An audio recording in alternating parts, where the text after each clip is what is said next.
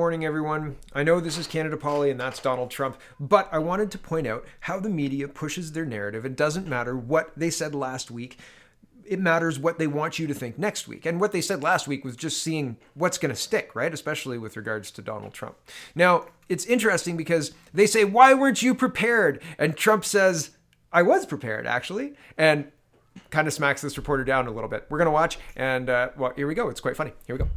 Tracks. Unfortunately, they didn't decide to make it public, but the whole world is suffering because of it. You did say a few days ago, though, you did have a sense that this was a pandemic that was coming. So why was the United States not prepared with more testing? We were very prepared. The only thing we weren't prepared for was the media. The media has not treated it fairly.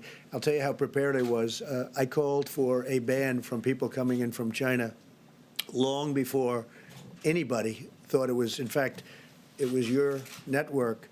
I believe they called me a racist because I did that.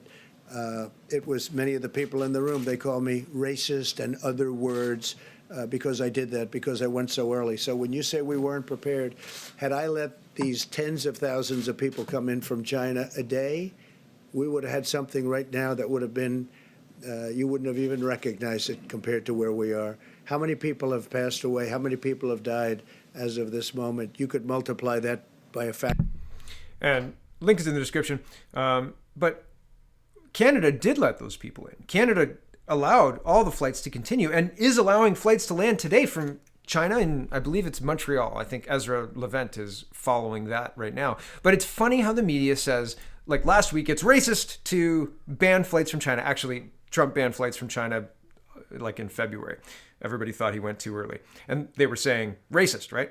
And even China got in on the racist thing. But Canada has been landing these flights. And not only landing the flights, yesterday, Justin Trudeau closed the border to non-citizens.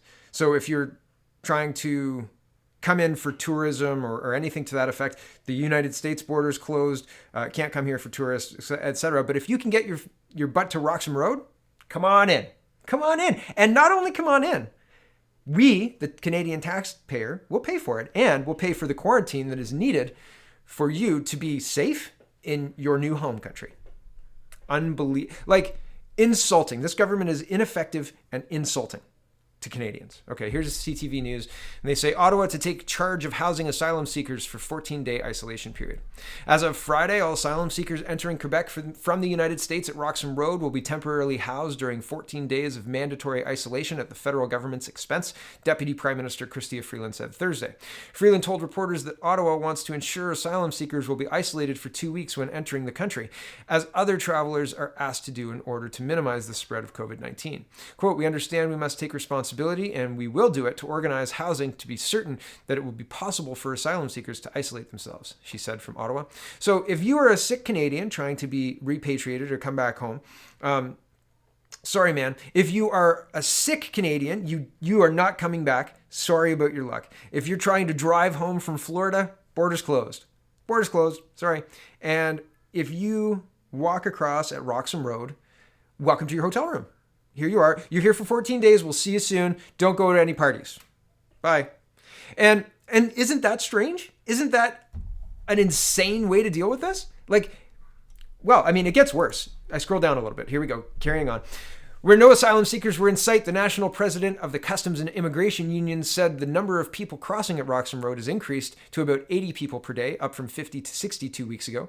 Jean-Pierre Fortin said it was unclear whether the crossings were related to COVID-19 or to other factors, noting that agents also recorded a rise in crossings last spring compared to the prior winter. Quote, over the course of the next weeks, it will rise. Over the course of the next weeks, will it rise higher because of fear? We'll see, he said in a phone interview. Fortin said protecting customs workers from COVID-19 needs to be a priority since they come into contact with travelers from all around the world. Asylum seekers often pass through 5 or more countries on their way to Canada, Fortin said, putting them at increased risk of being exposed to the virus. Okay, so if we're in the middle of a pandemic, we are, and if we are having closed borders, mutually agreed closed borders with the United States, we do. And if we're limiting sick Canadians returning to Canada, we are. Then what in the world, what excuse could they possibly be using to keep this open when it's putting customs workers directly at risk. People walking through one airport are at risk of picking up COVID-19, but people walking through 5 or more airports are at higher risk, certainly. And if these high-risk people serve out their quarantine and then are outliers, and outliers are, I've seen cases where people have not displayed any symptoms after 27 days and were infected with the virus. So if we've got a couple of outliers in some of these migrants, then how is that keeping people safe? Similarly, if we're housing these people, that costs money. If the money being used to house these people is part of the COVID-19 crisis fund, or if it's part of, any package comes out of taxpayer dollars. That's your wallet and my wallet, right? We worked for the money, and the government is using that money to take care of Canadians, except they're not taking care of Canadians. They're taking care of illegal border crossers, people who broke the law to walk into the country. And they say that the legal framework is the agreement, the what's it called again? Hold on. Global Compact for Migration, which Canada helped build the framework for.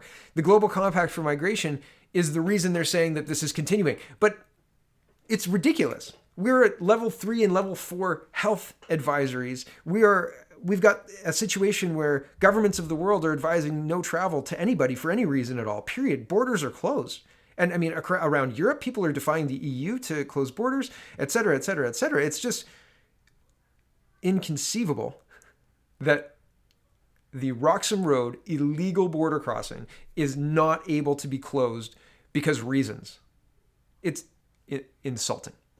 This insulting, ineffective government is just mind-blowing, right? They will spend money on illegal citizens to come in quarantine.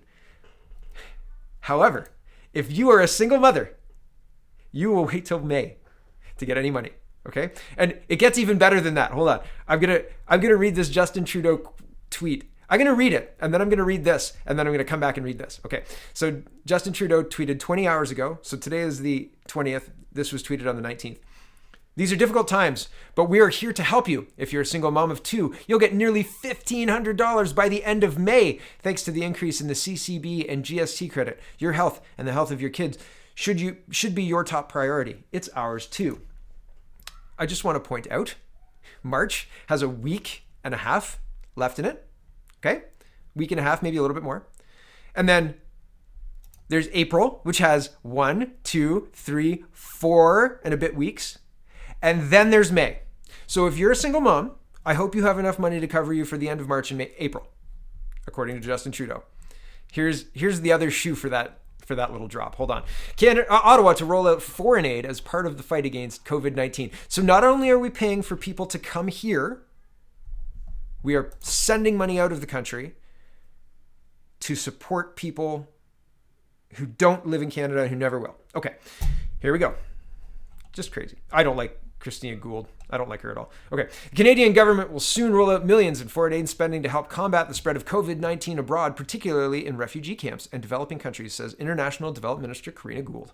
Last week, the government announced plans to pledge $50 million to the World Health Organization and other bilateral aid as part of a larger $1 billion coronavirus response package. Some of the foreign aid money, which comes from a special crisis fund, is expected to start flowing to organizations in the coming days. Okay. You're an organization, you get money right now. Single mom, I hope you've got money till May. Do you have money till May? Right? Insulting, ineffective, out to lunch government. Unbelievable. Okay, back to this. Speaking with the Globe and Mail Thursday, Ms. Gould said she's in the midst of talking to the international agencies and non-governmental organizations about where the Canadian support is needed most. She said she is concerned about the impact of COVID-19 will have on the world's most vulnerable, particularly people in refugee camps.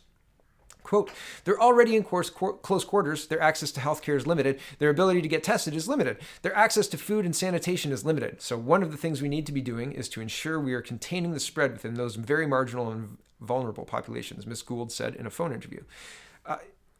It seems strange to me that she's listing criteria that apply to potentially the single mom in the apartment building, right? They're in close quarters. Their access to healthcare is limited despite being in Canada. If I wanted to go get a test, or if a friend of mine wanted to go get a test, unless they meet certain criteria, they're not allowed to be tested. And so their access to testing is limited. The access to food and sanitation, not so much. We all have running water and toilets here, so the sanitation is not applicable. But the access to food is potentially applicable. Yeah, we have food banks and stuff, but the food is expensive. And if people aren't working, I know that your package there says by May, but let me tell you, there are about 5,000 flight attendants that are now looking for work because Air Canada's stopped all flights because nobody's flying anywhere because the coronavirus has shut all that down.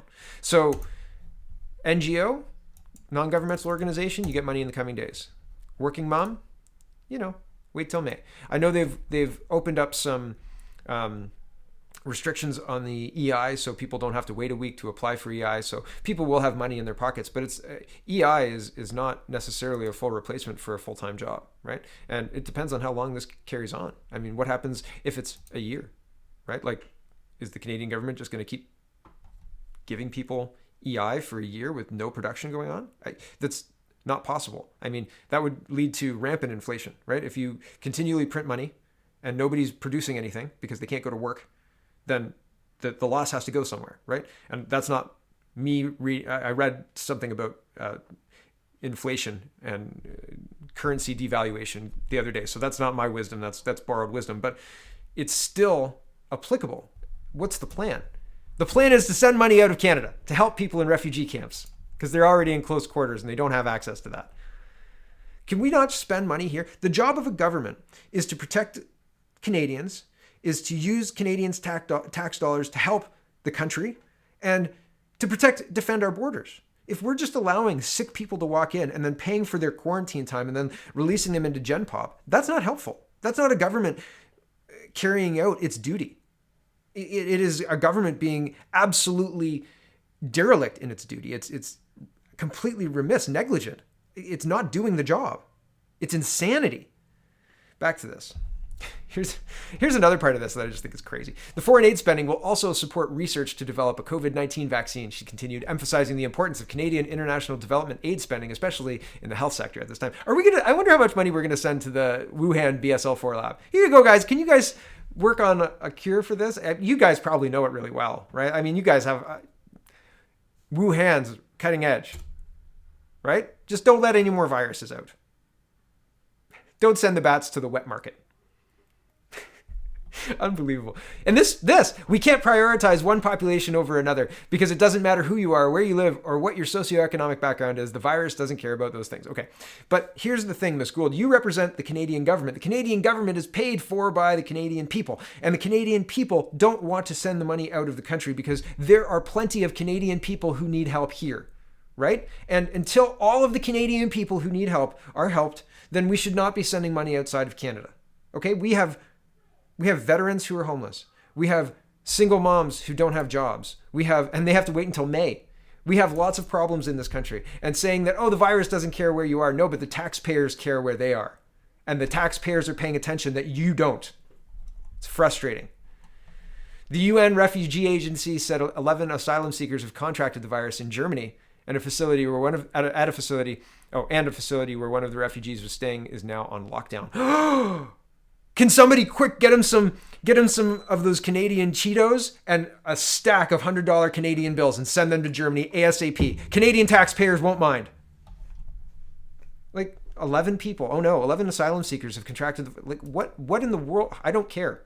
And I don't care because everybody's contracting the virus. There are lots of people in Canada contracting the virus, and they're just as important. And people in Germany will be taken care of by the facilities in Germany, as they should be. And people in other countries will be taken care of by their governments. And if that's not possible, well, I don't think it's the time to white knight. I think it's a ridiculous time to do that. We should be taking care of Canada. And when Canada is absolutely okay, then we can help the world. That is the same is true across the board. Adding a couple $100 billion to the deficit won't help when the Canadian dollar collapses. Oil prices have collapsed. That's a problem in and of itself. And the virus is compounding that problem because we can't produce anything, not even a very marginal oil product. But when the economy collapses like this, printing money to send overseas is stupid. Toronto's looking to curtail more businesses in the fight against COVID-19. Toronto's top doctor, Dr. Eileen Davila, in yesterday's COVID-19 briefing, saying the city now wants all local stores to close except those selling food, drugs, or restaurant takeout or delivery. That's further lockdown. And I've been saying that the 2 weeks after March break has been the soft lockdown. We'll be in much longer lockdown. That's my opinion. I'm not sure. I don't have any official news on that other than this is what Dr. Tam is saying. And I think that this is a harbinger of things to come. So I hope you like your house. CP24 is saying, we won't know if isolation is working for weeks or months. Canada's top doctor says it might be months until we know whether social distancing measures being employed across the country are slowing the spread of COVID-19.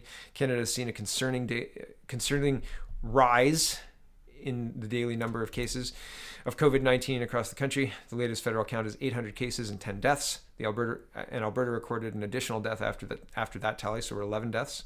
11 deaths, 11 asylum seekers in Germany. What? Anyway, it doesn't matter. But the numbers of newly confirmed cases released daily reflect people who were tested days ago, and they would have spent several days with the virus that caused COVID-19 before developing symptoms. Quote, I always tell people it's a bit like a light from a star, said the Chief Public Health Officer, Dr. Tam, in Thursday's conference. What you're seeing reported today is something that actually happened a while back. Now, that's also like saying it's like seeing the tip of an iceberg. You're only seeing the tip, but there's a lot more underneath. And there was a concerted push. There were people saying, I don't know where this iceberg thing is coming from. It's the same statement. Like, oh, you're seeing the 3 from 5 days ago, but those people have interacted with 5 people, and those 5 people who have been infected with 5 more people. It's the same thing. There's a large body of people who are infected out there. And it's back to my original point of the media pushes what they want to push. It doesn't matter what's true. Why weren't you prepared, Donald Trump? He was the most prepared of anybody in the world. He acted swiftly. And I mean, the United States is a nightmare with regard to travel. People are traveling all over the place, right? There's daily trips, weekly trips, et cetera, et cetera. And they're testing, but they've got a whole bunch of major cities. All of our major cities also have cases, right? If you go to Vancouver, Montreal, Toronto, Calgary, I don't know if Edmonton's got a confirmed case, but most of the major cities have one, at least one. So yeah, there's a big old iceberg that we're not seeing. We're seeing the tip, and regardless of what they want people to believe. The media will try anything, say anything to get you to calm down and believe what they say. Here's CP24 18 hours ago saying there are 11 COVID-19 patients in Toronto who are hospitalized. So, I mean, and I think yesterday Ontario had 205, maybe 250. It was 205 very recently. So of 205, 11 in hospital. That's a lot. And we'll see how things roll out. Things are just getting started. And like I said, I mean, who knows how long this will last? Who knows how long it'll be before people are confident enough to go back to traveling the way they did pre-COVID-19, right? Do you want to go through an airport where there's all sorts of people from who knows where coughing on who knows what? I mean, I don't know how Howie Mandel did it. He's a famous germaphobe, if you don't know about that. Anyway, and he would walk around and, like, you know, touch elbows with people and stuff, but like, it's just, it will impact. It is impacting. There's no escaping this, right? Like, this is worldwide. And again, regardless of whether you believe the virus is real or not, it's a crazy, crazy world to have people who vehemently believe that this virus is fake and that everybody's inside because of a fake threat. And there are other people who believe that this could kill everybody, right? A human extinction level. China's not like that, right? So China's not on full lockdown, just Wuhan. So I don't think we're at a human extinction event. But early on, there were people saying, you know, oh, this could be really bad. So what's true, right? Who knows what's true? But the world is reacting. The world is behaving as if the virus is real. And that behavior is as real as it gets. And so that has real world consequences, right? So it's interesting. It's interesting. We live in interesting times, and that is not always a blessing. Very interesting. Thanks for watching, everybody. Check out CanadaPoly.com, check out CanadaReport.co, and have a wonderful, wonderful